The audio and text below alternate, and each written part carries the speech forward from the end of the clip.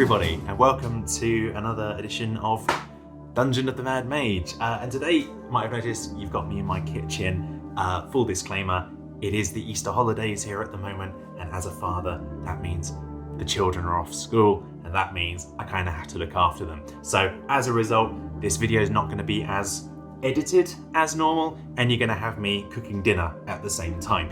But you know, that's life, and to be honest with you, I'd rather that than miss a week of uploads and then have the YouTube algorithm kind of shout at me and bury my content.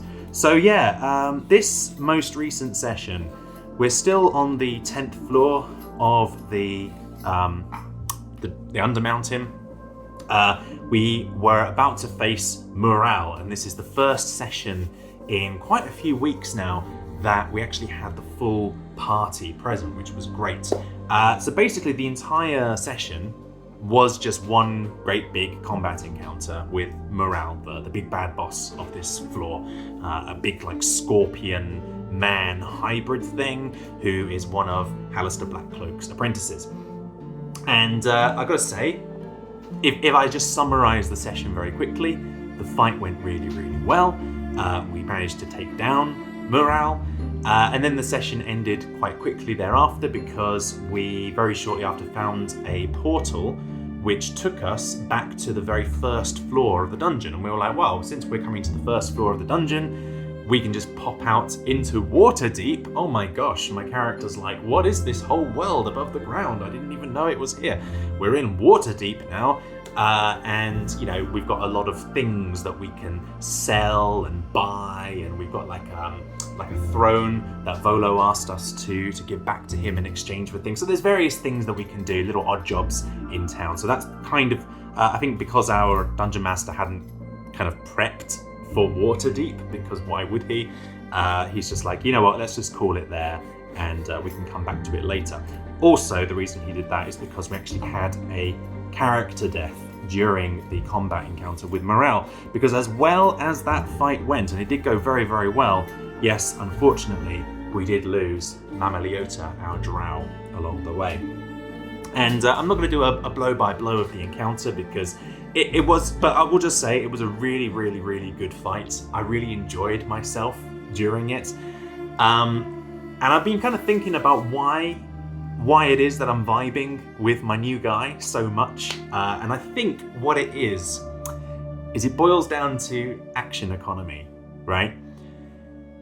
And this is a bit of a tangent, but I've been thinking like, what is it that makes a character that I want to play? Like, because before I ever played Dungeons and Dragons, when I just kind of heard about this as a concept, I kind of thought, oh yeah, I think I'd like the idea of being a spellcaster. I like that idea of doing magic and things. But actually, it's not that specifically that I like. Yes, I do like spellcasters, but what I really like is versatility. And you know, every turn you have an action, you have a bonus action, and you have a reaction. You don't always use all three. You almost always use your action, and the other two are kind of there as and when. But thinking back to previous campaigns, there was one campaign which I played, which is sticking in my mind now, where I was a druid the entire time. And I just remember feeling, for a lot of that campaign, quite frustrated with my character. And really, I just felt he was quite underpowered.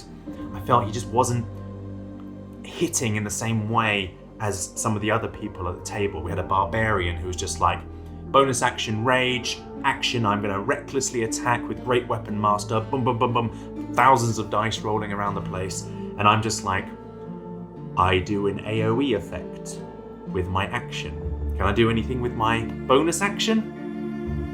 No. Can I do anything with my reaction? Not really. There's like absorb elements, but that's situationally useful. Bonus action, it's basically healing word or shillelagh. But then what's the point of shillelagh? Because you only get one attack per attack action. Can I wild shape? Well, that takes an action. It's like literally everything that I could do as a character used my action and my concentration more often than not. And so I didn't have many tools at my disposal during a combat, and that was quite frustrating as a result. This new guy, I'm loving him. So he's a warlock, right? Shield Guardian. He is a warlock, and you might think on the surface of things, well, that means he has 2 spell slots per day, right? Yes, but also no, because my guy has taken the feat of Fey Touched. We'll say it's some shenanigans with the Tooth Fairy that was one of our former characters' patrons. So yeah, he's Fey Touched, and with that he gets 1 free cast of Misty Step and 1 free cast of Hex per day. Those both use his bonus action. What else uses his bonus action? Because of his patron, he's a Fathomless patron, which is quite an unusual cast. Like I haven't seen many Fathomless warlocks out there. It seems to be like Great Old One seems to be the most popular if you're kind of chasing the meta. But no, Fathomless, it's actually really good. Don't pass up on it, because 4 times per day you get a feature that you can cast, which is basically you summon a tentacle, and it works very similarly to the cleric's spiritual weapon, in that it uses a bonus action to cast, it lasts 1 minute, and it doesn't use your concentration. Amazing, right? So, and I do that 4 times per day. So yes, on the surface of things, I only have 2 spell slots, but for those keeping track, that's 6 things that I can do for free using my, what's that? Bonus action on my turn, leaving my action free to attack twice, which as a Pact of the Blade Warlock is what I'm best at doing. And I've still got those 2 spell slots if I want to do something else, like as in this fight I cast Mirror Image, where you make like the duplicates around you and they all looked like me but with my god's face on, aka Kronos' face. And I did, and the other spell that I cast as well with my spell slot was Evard's Black Tentacles, which turned out to be an amazing spell to cast, because I actually cast it where Mural was, and he failed his saving throw and he ended up being pinned down, and I'm just taking chip damage against him for free every single turn. Amazing. And finally, the reaction, well, I've got the Sentinel feat, and I have Counterspell constantly ready to go in my Ring of Spell Storing. So, for those keeping track, that's loads of options that I can do as a bonus action, loads of options I can do as a reaction, and I'm very tanky and hard hitting as my action, with a lot of options there as well. So just, I gotta say, I am loving that, and I think going forwards, if I ever make new characters, it's definitely something I'm kind of gonna keep in mind in terms of like making sure that I've always got something I can do in every phase of combat. So maybe a monk would be quite cool for that reason. I think they use their bonus action for things. But anyway, that's by the by. The actual fight itself. So we entered into this room, first of all, where there were a whole bunch of statues, but they weren't really statues. They were people who had become petrified, like this. And of course, as we go over to them, they come to life and they start attacking us. Oh no! Turns out, Morale is actually in the room with us, hiding at the top of the room where there's a giant spider statue suspended from the ceiling, and he is actually above there, so he can kind of look down and see us, but we can't see him, and he's just kind of shooting down at us now and again as these statues kind of attack us. So that's what happens. So at first we're kind of attacking these statues, but then, oh no, he casts Fog Cloud, completely obscuring half the arena, so we can't see anything that's going on. Oh no, what do we do? And during this time, I think this was when Mama Leota went down for the first time. She was knocked unconscious because our artificer decided to kind of, he disengaged so that he could fire his gun. And so he was firing his gun, but he's firing his gun blind, and the DM said, don't roll a 1. And he rolled a 1 to hit, and he's like, well look, you're blind in the fog, and this enemy is standing right next to Mama Leota, so yeah, you hit Mama Leota. And so she goes down friendly fire. To be fair, Mama Leota's done her own fair share of friendly fire in her time, so it's what goes around comes around, you know. And then he's like, well, the DM's like, well, I'm sorry guys, you don't see that you've actually like knocked her unconscious. You probably hear her shout out in pain because you've shot her, but you don't see her go down because it's fog cloud, everything is heavily obscured. So so Mama Leota's like rolling death saves. We're not really allowed to go over and rescue her. And in the meantime, it was the rogue Tix and myself. We eventually realized, oh my gosh, Morale is hiding on the ceiling. That's where he is. And so I was very careful. I was asking the DM, where exactly is he? How far away is he? 60 feet, he told me, straight up. Is it exactly 60 feet from where I am? Yes, he is.